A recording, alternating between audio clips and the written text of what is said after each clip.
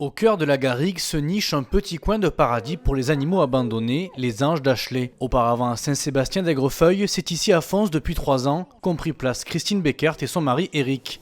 Ici, ils s'occupent des animaux qu'on leur a confiés ou qu'ils ont récupérés pour leur permettre de retrouver un toit. On a construit ça, on a aménagé au fur et à mesure des chalets, on a fait les dalles, on a d'abord demandé des permis de construire, il a fallu passer par le côté administratif avant de pouvoir tout mettre en place. On a 1 hectare de terrain. Après, en bâtiment, on est dans l'ordre des 60-80 mètres carrés. Plus qu'une passion, c'est un véritable mode de vie. Les êtres à 4 pattes ont besoin de beaucoup d'amour et d'attention et les journées sont bien remplies. La journée, c'est réveil le matin à 6 h, les animaux en priorité.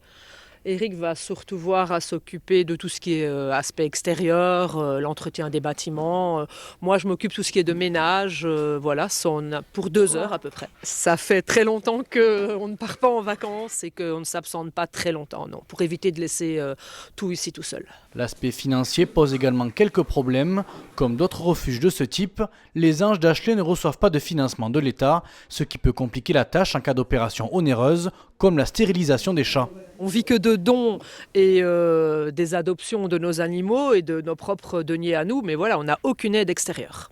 Alors pour subvenir à certains besoins, l'association organise des collectes de denrées pour aider ces animaux toujours plus nombreux à les rejoindre. On a une collecte de nourriture par an. D'ailleurs, elle va arriver, c'est le 12 février au magasin Leclerc d'Alès. C'est la seule que nous faisons parce qu'après c'est très fatigant et puis ça demande beaucoup d'investissement.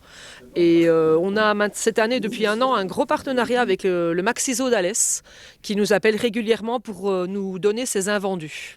Selon les chiffres du Planétoscope, on déplore environ 100 000 abandons d'animaux par an, dont plus de la moitié l'été, des chiffres en constante augmentation. Nous, ce qu'on aimerait, c'est que tous soient adoptés, bien sûr, que tout le monde ait une famille, pouvoir être au chaud tous les soirs. Mais voilà, je pense que nous, pour le moment, on est au maximum de nos capacités. On en prendra encore quelques-uns, mais aussi bien pour le bien-être des animaux que pour le nôtre.